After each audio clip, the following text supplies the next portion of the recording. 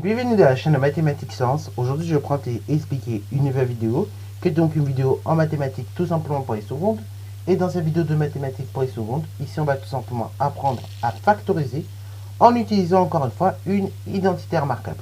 Donc là, ici vous avez trois expressions. Je vous propose de mettre la vidéo en pause pour essayer de les factoriser. Et ensuite, on va tout simplement corriger.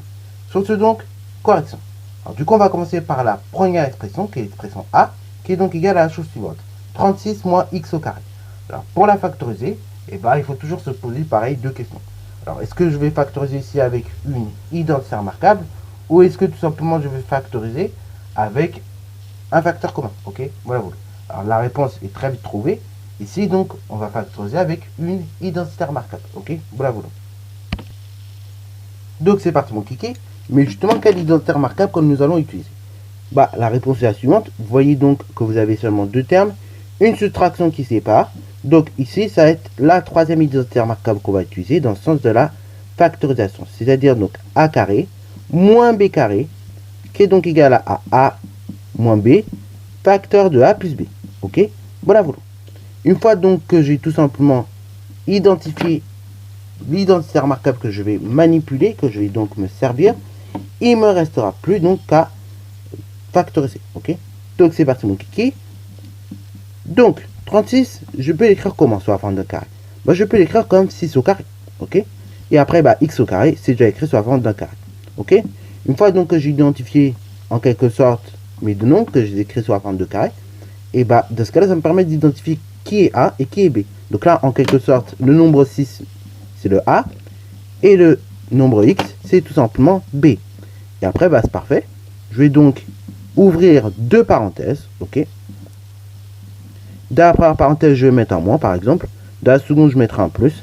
Et je vais tout simplement mettre A et B, et A et B. Ok, donc je vais mettre donc 6 et X dans la première. Donc ça va donner 6 moins X, facteur de 6 plus X. Ok, voilà. Donc, vous voyez, c'est rien de difficile en fait. La troisième identité remarquable à factoriser, en tout cas, c'est moins difficile. C'est pas très difficile. Il faut juste identifier le A et le B. Vous ouvrez deux parenthèses. Vous mettez le A puis ensuite le B. Vous rouvrez une seconde parenthèse, comme je l'ai dit. Donc on met le A puis le B encore une fois. Et après, dans la seconde parenthèse, vous mettez un moins. Et dans la première, vous mettez un plus. Ou inversement, comme j'ai fait ici, vous mettez un moins puis un plus. Ok, ça, comme je l'ai dit, il y a une multiplication. Donc on peut se permettre de changer. Ok, de changer, de permettre. Pour la B, donc, c'est donc égal à 9x au carré moins 25. Et on nous demande pareil de factoriser. Donc, 9x au carré, je peux l'écrire comment? Sous la forme d'un seul carré, du carré d'un seul nombre, ok? Et je peux l'écrire de la façon suivante. 9x au carré, c'est donc 3x, le tout au carré, ok? Moins 25. 25, pareil, si je dois l'écrire sous la forme d'un seul carré, c'est donc 5 au carré. Une fois que j'ai fait ça, ça me permet d'identifier le A et le B. Donc là, le A, c'est 3x, le B, c'est 5x, ok? Enfin, c'est 5, pardon, ok? Et donc, une fois que j'ai fait ça, pareil, j'ouvre deux parenthèses. Ok, dans la première, je peux mettre un moins, pour ce qui va séparer donc mes deux termes. Et dans la seconde, je peux mettre un plus. Ok, là, dans la première parenthèse, donc je vais mettre 3x moins 5. Dans la seconde, pareil, je vais mettre 3x, toujours en premier. Et après, ce sera plus 5. Ok, voilà. Donc là, on a factorisé notre seconde expression. Ok, voilà. Alors, du coup, troisième expression. Alors là, vous allez me dire, vous avez plusieurs à me dire, oui, mais on peut la factoriser avec un facteur commun, pourquoi pas. Mais là, le plus pratique ici, ça va être de factoriser avec une identité remarquable. Ok, voilà. Donc ici, on va factoriser cette expression, comme je l'ai dit, avec une identité remarquable. Et donc ici, pareil, ça va être la même identité remarquable que précédemment. Ok, alors donc, c'est la même identité remarquable que la précédente, c'est-à-dire a carré moins b carré. Autrement dit, donc C, c'est donc égal à 121x au carré moins 9x au carré.